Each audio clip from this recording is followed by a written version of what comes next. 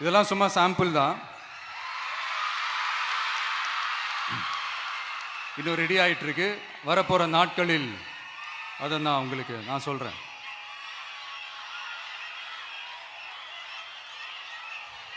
சரிப்பா, thank you thank you thank you.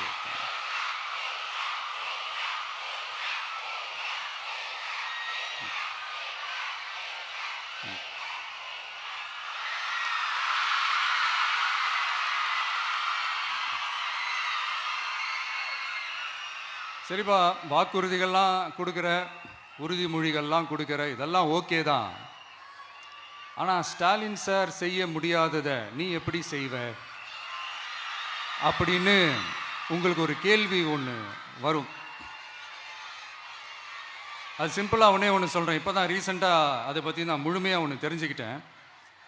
நம்ம மாநிலத்துக்கான மொத்த பட்ஜெட் வந்து 4.39 லட்ச கோடிகள். அதில் 30% ஸ்டாலின் சார் டாக்ஸுக்கு போகுது. இது என்னடா புது டாக்ஸ்ன்னு கேட்குறீங்களா? ஆமாம், இந்த பட்ஜெட்லேருந்து ஒதுக்குற நிதியில் 20% ஸ்டாலின் சாருக்கு போகுது. அதில் 10% அவங்க மந்திரிங்களுக்கு போகுது. மொத்தமாக 30% ஆச்சா? கவர்மெண்ட்டுக்கு தான் வரி கொடுப்பாங்க. ஆனால் கவர்மெண்ட்டே ஒருத்தவங்களுக்கு வரி கொடுக்குதுன்னா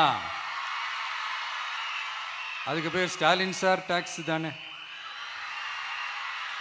இதை விட நாகரிகமாக நீங்கள் அடிக்கிற கொள்ளையும் நீங்கள் அடிக்கிற ஊழலையும் சொல்ல முடியாது. மக்களுக்காக ஒதுக்குற பணத்தை நீங்கள் அப்படியே சைடில் ஒதுக்காம மொத்த பணத்தையும் மக்களுக்கே செலவு பண்ணிட்டா ஒரு சூப்பரான நல்ல அரசாங்கத்தை கொடுக்கலாம்ல.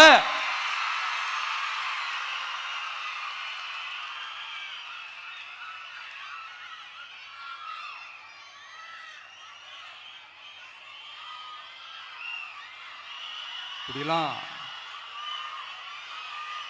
சைடில் ஒதுக்காம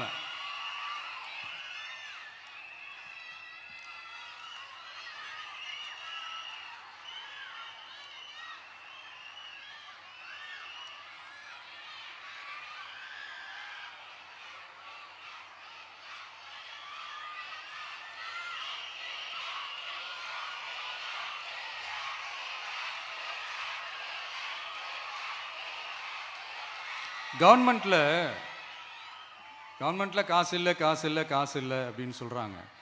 ஆனால் விடிய காத்தால எல்லார் அக்கௌண்ட்லேயும் 5000 ரூபா போட்டுறீங்களா? அது எப்படி?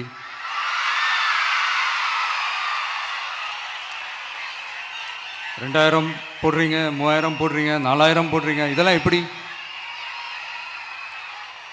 ஸோ கவர்மெண்ட்ல காசு இருக்குது, பற்றாக்குறை தான் காரணம். அந்த பற்றாக்குறைக்கு காரணம் என்னன்னா இந்த மாதிரி ஸ்டாலின் சார் டாக்ஸ். இதை முதல்ல இதெல்லாம் ஒழிச்சாலே போதும், எல்லாமே தன்னால நல்லாவே நடக்கும்.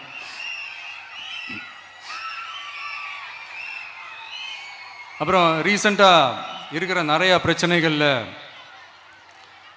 சில பிரச்சனைகள்லாம் ஓடிட்டு இருக்கு இல்லையா? அதெல்லாம் நீங்கள் அதுக்கு போராடி ஹர்ட் ஆகிறதெல்லாம் நான் பார்க்குறேன். அதை பார்த்து எனக்கு ஹர்ட் ஆகுது.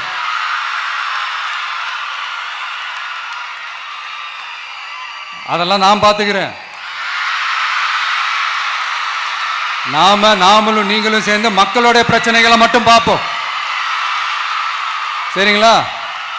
அவ்வளோலாம் ஹர்ட் ஆகுதுங்க, அதெல்லாம் வருத்தலாம் கிடையாது.